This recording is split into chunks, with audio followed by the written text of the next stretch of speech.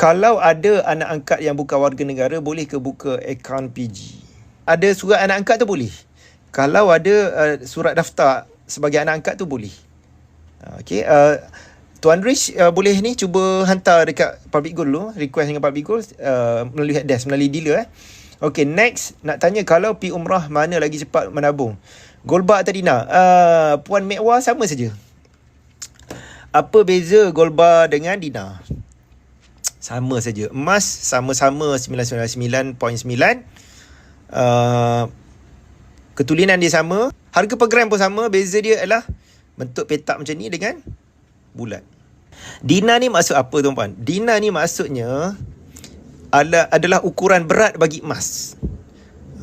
Dina ni zaman dululah, zaman dia bermula zaman Rom dululah, dinarius, berasal daripada perkataan dinarius.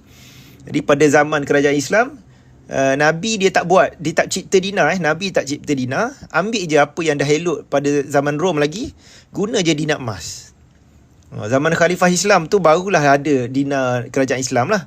Dulu mereka pakai dinar Rom. Okey. Jadi dinar ni adalah ukuran berat bagi emas. 1 dinar, setengah dinar, suku dinar, 2 dinar, 3 dinar adalah ukuran berat bagi emas. Tapi kita di Malaysia ni kita pakai gram.